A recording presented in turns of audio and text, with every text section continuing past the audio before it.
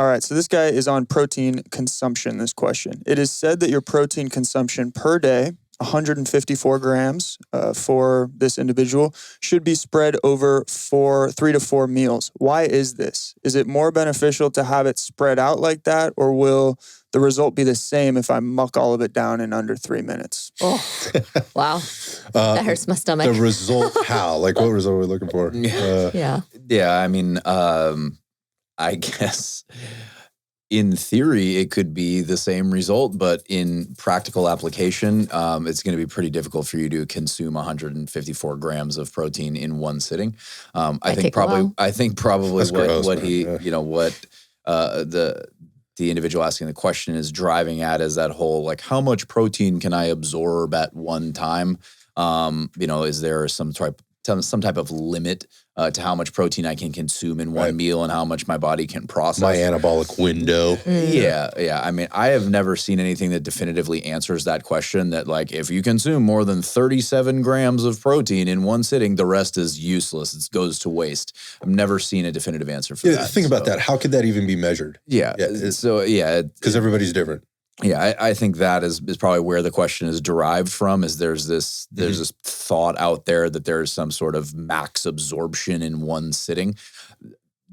But again, from just a practical standpoint, I would suggest spacing it out, because that's just going to give you a tummy ache. Yep. If you try to consume that much protein at once, it's going to make you feel bloated. It's not going to feel very good. Physically. The other thing to think about here is, like, let's just look at this practically. I think you're probably right. I mean, the guy's asking the question in maybe a little bit of a different way. I don't want to put words in his mouth or even in yours, but we look at macronutrient consumption and how we do it. There's a lot of factors that go into this. Like, what does my schedule of my day look like? And that includes my workouts, or where I need to perform, what I might need or not want or not want in my gut at particular times of the day based on, the activity level that I have and so forth. So the other thing to think about is, like, whenever I'm onboarding macronutrients, proteins, carbohydrates, and fats, I'm almost never consuming those as a standalone.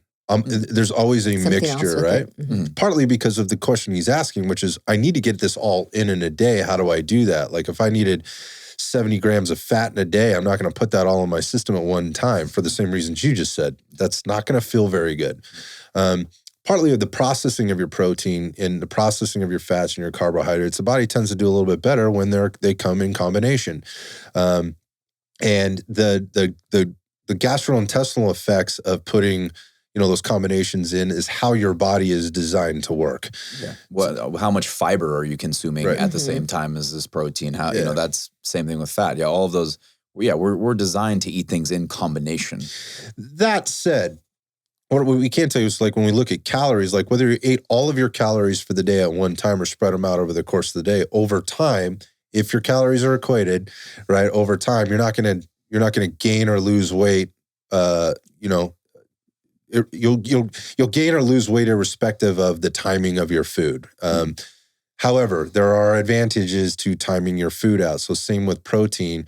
You may like a higher protein breakfast and not eat so much through lunch, through your snacks, and then get more like a midday meal and then post workout. You can kind of do it however you want. Like, but if you had 154 grams to get in a day and you put, 20 in the morning, then you did 75 in the midday, and then, you came back in the evening and you're putting in another 50 then, and then I have this whole amount of protein that I need to get in later in the day. While it may not be awesome literally putting it into the system, the impacts are probably going to be the same. There are probably people that are going to argue this. Oh, yeah. But the reality of it is there's just not any evidence that suggests otherwise, where you can say that, like, putting it in at this point or that point is going to make all the difference in the world. Yeah, I think that to a degree you're overcomplicating things. And again, you always have to think of practical application and what you're actually going to be able to execute consistently versus what is, scientifically optimal. Like, most people really don't need to worry about that. You need to worry about just doing it. Yeah, that's the thing. And so for people that most people don't get enough protein or struggle to get it in, however it's going to get into your system, the most convenient, easiest, habitual and consistent way possible What can for you execute? Yeah.